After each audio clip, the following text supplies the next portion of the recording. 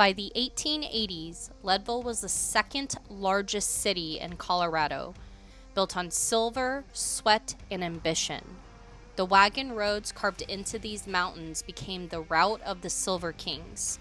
From here came fortunes that reached far beyond these gulches, even shaping the life of a woman who would survive the Titanic.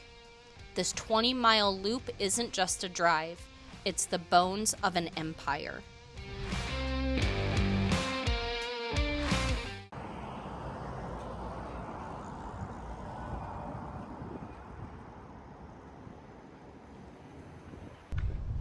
It all started here, Oro City.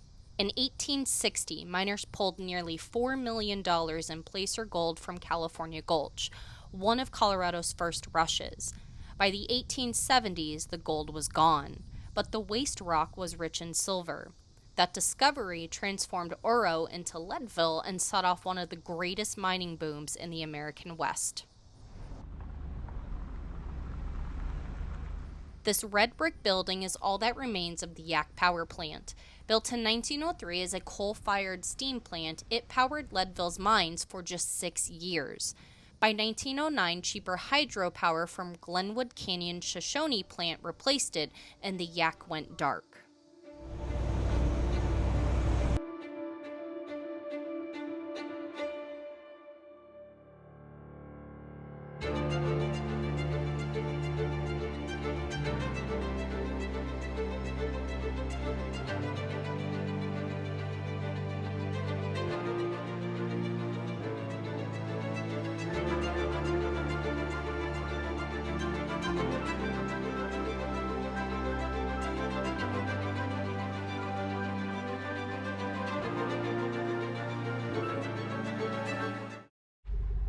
Okay, so we have come to location 4A on this route, which is known as the Printer Boy Gold Vein.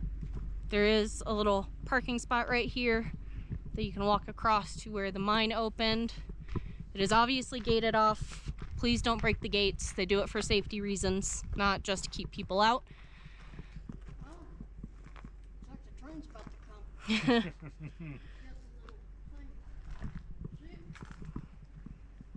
The production of this gold vein was said to have been $700,000 and is the equivalent of $190 million by 2015. So this right here, you guys, is basically drill bits. And why did they do that? Well, so remember they had to drill in a certain pattern to be able to blow the wall out? Well, that's the pattern. That's your pattern. They have the drill holes. Mm-hmm. So they had to blast this hole open. There's a mine cart. That's like one that was at the old 100. Yeah.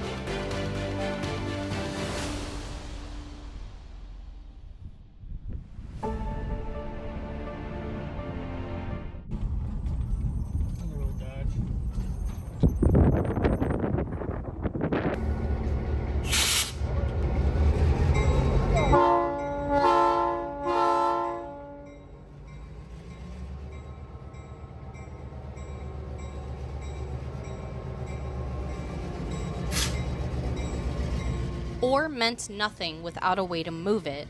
The Leadville, Colorado and Southern Railroad solved that problem. Originally built as the Highline by the Denver, South Park and Pacific in 1884. It was a narrow gauge route from Denver that crossed the Continental Divide twice before reaching Leadville. What survives today is the last stretch of that line.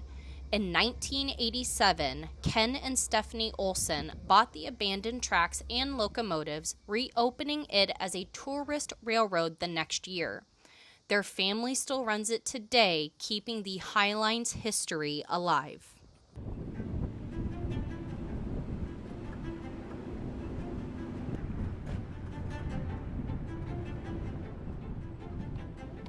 Just beyond town sits the Matchless Mine, once the crown jewel of Horace Tabor's empire. At its peak, the mine produced fortunes that built the Tabor Opera House and fueled Leadville's reputation as the richest square mile on Earth. But when silver crashed in 1893, the empire crumbled. Baby Doe Tabor, Horace's second wife and widow, lived out her final years alone in a cabin at the site. A story as tragic as the boom was grand.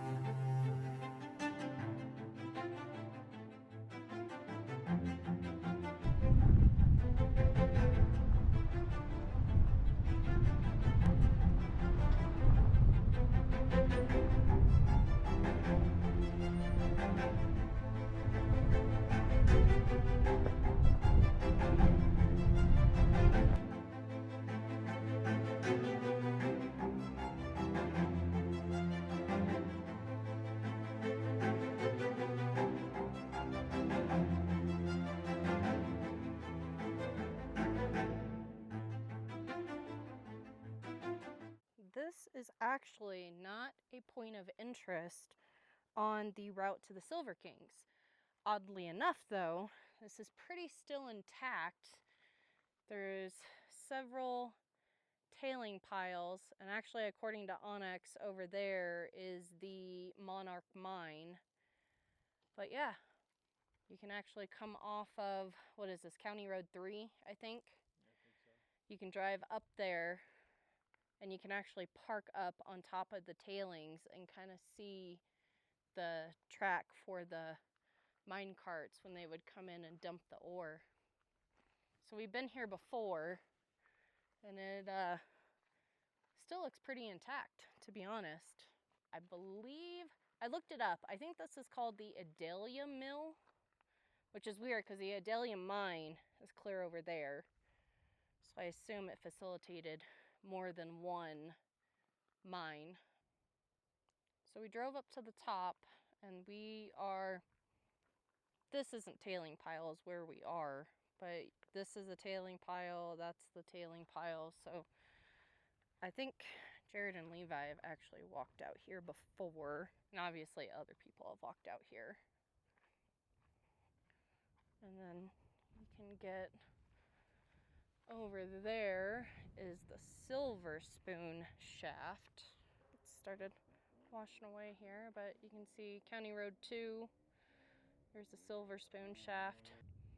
I've been over here and the power wagon was down there, and I've gotten this picture here. You can't really walk across the tracks for the ore bins. It's the base may be steady, but it's missing a lot of boards. And I don't know about you folks, I'm not a cartoon, I'm not Mario. But yeah, again, this is not on the official route to the Silver Kings. I have it marked as a waypoint on our route because it's kind of hard to miss. It's like I said, there's County Road 3 right there. This has gotten in way worse shape since the first time We were over here. Levi's gonna show this mine shaft. He found a little rock.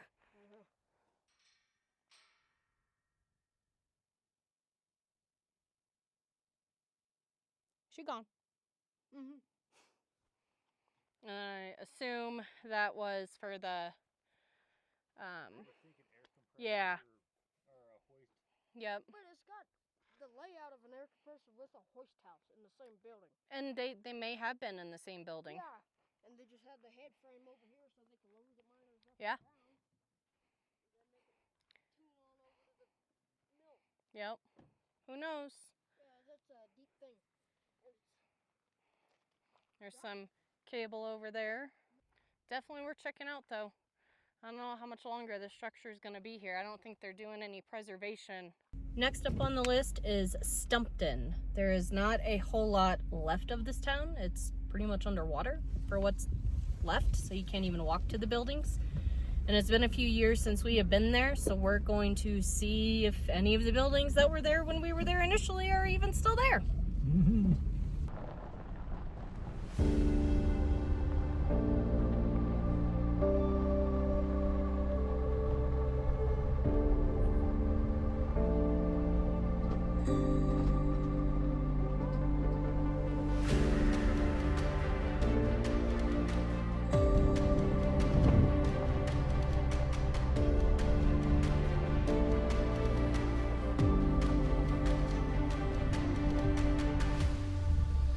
Stumptown was never polished, just a scatter of cabins clinging to the hillside. Winters were harsh, and most miners left with little to show for their work. After their marriage in 1886, J.J. and Margaret Brown lived here in a two-room cabin. Their time in Stumptown was brief. Soon after, J.J. would begin working for the Ibex Mining Company.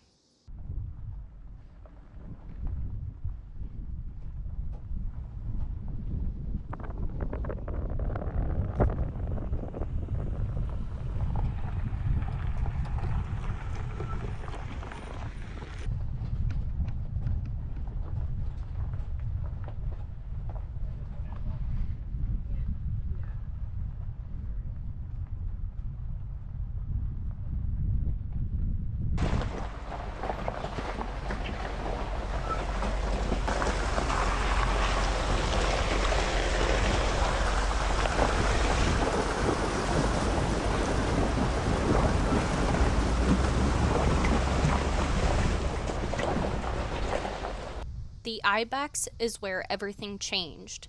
At the Little Johnny Mine, cave-ins threatened disaster until J.J. Brown tried something bold, packing hay bales and timber into the workings to shore them up. The gamble uncovered one of the richest gold strikes in North America. And for his ingenuity, Brown earned 12,500 shares of Ibex stock and a seat on the board. That fortune lifted the Browns from Stumptown to high society. And it was that same wealth that later gave Margaret Brown a ticket aboard the Titanic in 1912, where she became known as the unsinkable Molly Brown.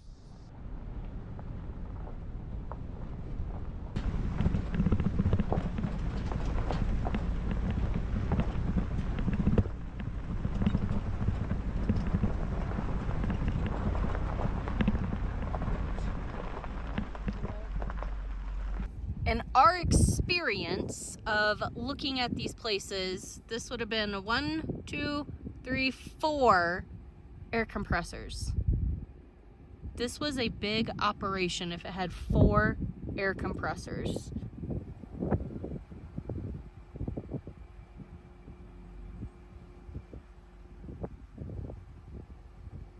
The route of the Silver Kings isn't just about money and machinery. Between tailings and tramways, wildflowers bloom. Creeks cut through gulches. From Ibex's heights, the view stretches across Colorado's highest peaks. Industry carved these scars, but nature has been reclaiming them ever since.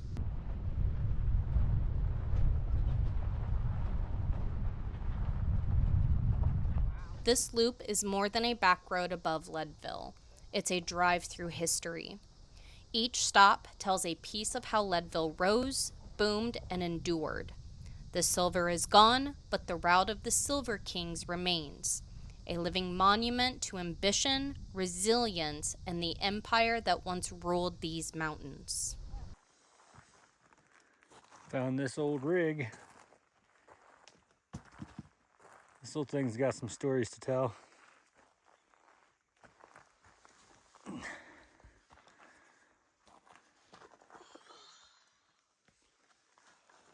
the looks of it, it looks like an old Chevy.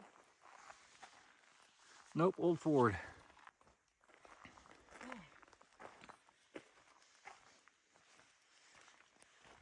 Engine's still in there.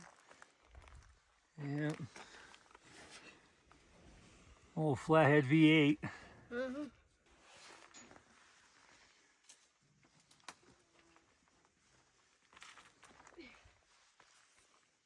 Pretty cool.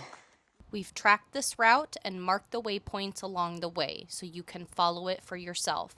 You'll find access to our route map and details linked below. If you enjoyed this drive through history, make sure to hit that like button, subscribe, and follow along for more adventures on and off the trail. We've got plenty more stories to share, and we'd love to have you along for the ride.